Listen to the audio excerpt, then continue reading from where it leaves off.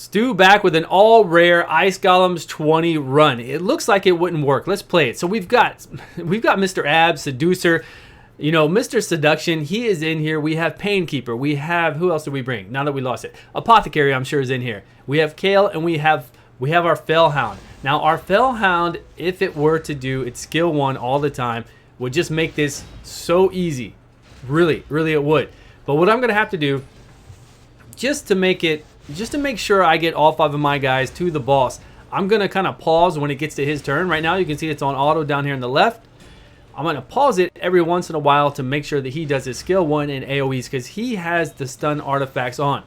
Now Seducer has the provoke artifacts on. You see two provokes up right now. These 2 girls in the front are very, very annoying because they do that block debuffs immunity right here.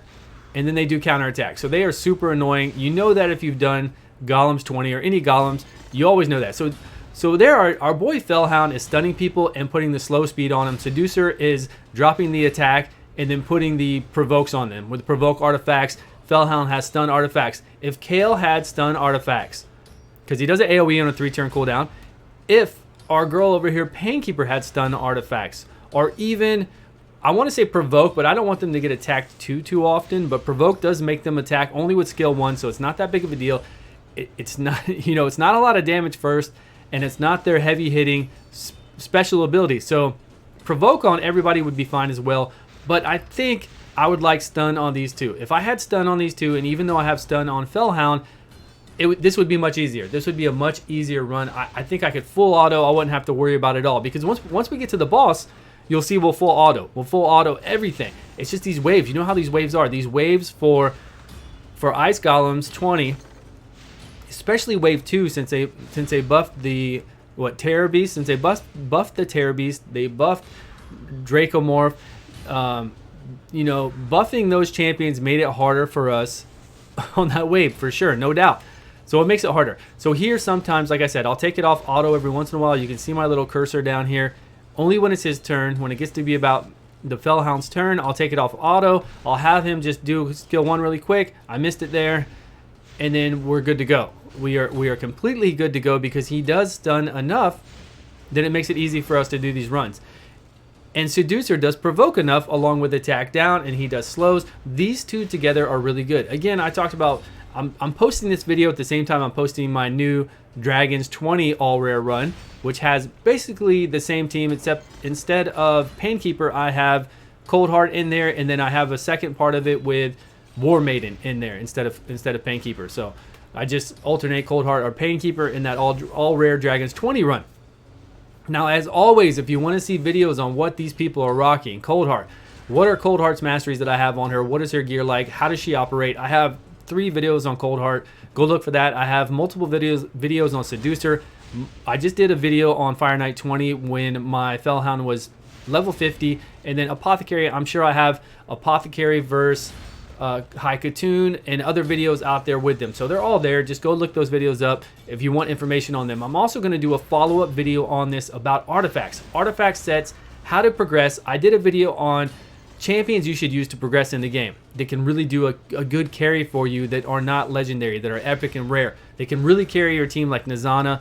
Infernal Baroness was just changed to defense. She could carry teams well, especially if she had stun artifacts. Just champions like that. So look at that video. You'll be able to see. Now, if you pair those champions, Seducer was in there as well. If you pair Seducer, Fellhound, any of those champions that can really carry a team. Now, those epics can carry it, of course, easier because they're epics. And Nazana is just crazy. If she's booked, she can carry any team. But if you combine artifacts like provoke artifacts, stun artifacts with those type of champions, it is insane for these waves. This carries over to Faction Wars as well. If you get past the bosses in Faction War, all you have to do is get past those bosses one time. Just one time, get past that boss, level 14 or wherever you're at in Faction Wars. Preferably level 14, that way you're working on 15 through 20 before you hit another 21 boss. You can use this the same exact way and beat those 3 waves easy, because you're not fighting any bosses in those 3 waves in Faction Wars. Faction Wars with stun runes with a decent team, will just completely beat it up. Especially, you can even use provoke runes, especially with defense masteries, where you go down to the bottom of the tree and you pick the one where it gives you an additional 5% chance to do provoke or stun with artifacts even. And that's what I have on these two right now. In my follow-up video that I'm going to do tonight, I'm going to show you those artifacts you should use to progress mid-game, early game to mid-game, and then also how you should set up your masteries to use those artifacts. So I'm going to go over that as well, but I just wanted to put out these two videos because I think it's fun sometimes. If not a lot of people watch these, and not a lot of people watch these, no problem. But I like to put out videos about accomplishments, things I do in the game. Maybe this will spark some ideas. You never know. You never know when you see something like this work, where you're like, okay, I have problems at this point in the game. One of these champions he's using might help. If I sub out that champion, Seducer in here with provoke artifacts and play it like Stew's playing it, it might carry me enough with all the other fancy stuff I have to be able to do this much easier. So you never know. So I like to put this stuff out because these are all rares and they are doing Ice Golems 20. Okay, so we're on full auto here. We've been on full auto. Like I said, I only took it off full auto every once in a while. I don't know how long this video is going to be, but I can tell you it's going to be long. It took us 5.5 minutes to get here, right? It took us about 5.5 minutes to get to this point to fight the boss. It's probably going to take us another 5 minutes to beat the boss, right? If we could do it. If we could do it. Now, we could do it. I beat the boss. Don't worry. I do beat the boss, but I know it's going to take some time to beat this boss. So while it's doing that, let's talk about things with the Ice Golem boss. So the Ice Golem boss, when you take it down through its thresholds, I don't have the button. It's like 80%, 60%, 30%, 15, 40%, 30%, 15%, something like that. 60, 30, 15, I can't remember. If we click it, we can see. You want to do that. If you can take it below those thresholds with poisons, a lot of time he'll skip doing that. So that's really good to know, really good to do. If we get him to 80%, that'd be really cool if they had check marks. If they had visible check marks where he would do his ability, that would help us to know how close we are and whether we're going to get hit soon or not. And then we could actually pause it. We're not going to want to pause it, but we could pause it and at least maybe try to do something. And I think it would be a cool indicator to have something flash here, kind of where he does that. That'd be pretty nice. But if you load him up, look at this guy with all these debuffs on him. If you load up the boss with enough poisons, when it comes his turn and he does his normal little knife, the knife on his left hand, it looks really cool where he throws it all out. He can go below those thresholds and not do his move, which I think you're going to see here. You're going to see that happen a few times, maybe. I think we get lucky, especially with the 80% one, where he doesn't do it, because he's not at 80% yet. Like I said, I can't tell. We don't have any real. Maybe this is a different run. I did a few runs with rare teams. At first, I came in here with Cold Heart and tried to do her to just do some more damage. I tried to bring in just Cold Heart is who I used, and then I subbed out for Painkeeper, and it worked out fine. As long as I don't lose anybody on the way, and that's why I had to, because I did lose Fellhound once because he was just doing his buff stuff. Okay, so we didn't break that. We didn't break the 80%, but I'm telling you it happens. It happens often. I've seen it happen before. So that's fine.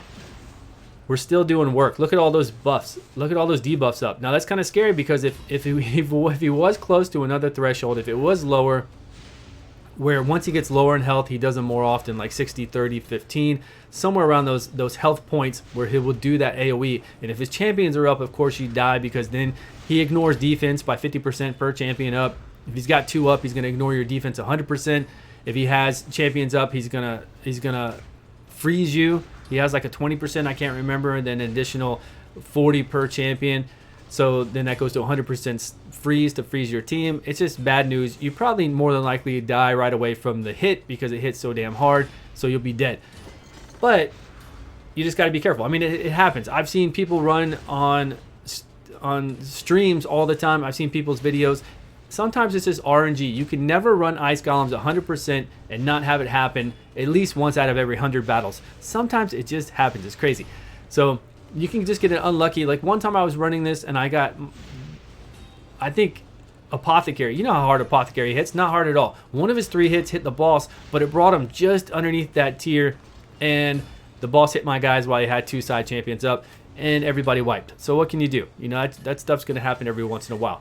So it can happen. But we're doing good here. Look at all the buffs we have. Look at all the debuffs we can apply. It's a slow battle. Yeah, we're already I've been just running my lips off, and we're already at 9 minutes and 20 something seconds. So it takes some serious time. But when you're running through rares, I mean, what can I say?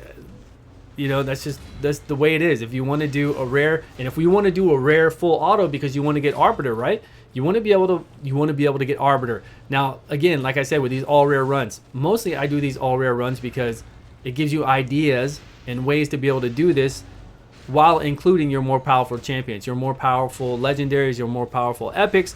You don't have to copy this team. Now, if you're a true free-to-play player and you have bad luck on your pulls, on any pulls that you do, then you might have to make a team like this. Now, again, this team does have 3 Void champions, so not always the easiest to get. It's 3 Void rares, I understand that, but still not easy to get, right? Not at all.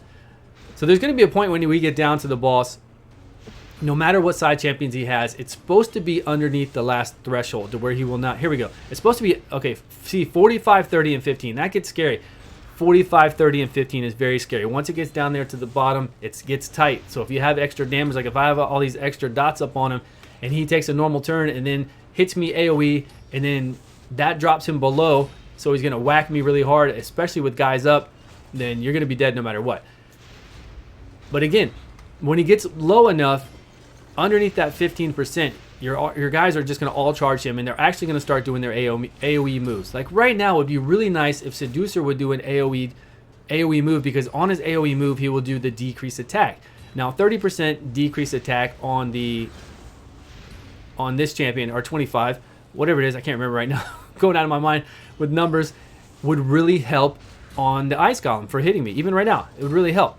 But he won't do it. He will not do his AoE ability unless he's underneath that threshold. Like right now, I didn't even think he was, because I've seen my guys gun for the boss even when they're not under. But right now, you see the whole thing change. Your guy's AI changed totally. Right when that guy goes underneath his threshold, the last one to 15%, your guys will start doing all their moves, just like they would if both of these side golems, if both these side guys are dead, both side champions are dead, then they just go at it, just like they're doing right now. So that's it. We did it. All rare run. My next thing is to do a faster all rare run and to bring in things besides so many Void champions, right? Try to bring in less Void champions. I'm probably gonna have to keep Seducer. There's nothing that I can do about Seducer. Fellhound, I don't know, but we need to find other options, right? We need to find other options. Seducer just cannot be replaced. He's the man, right? He just has too many good moves, and he does the block debuffs on your team. He increases the armor.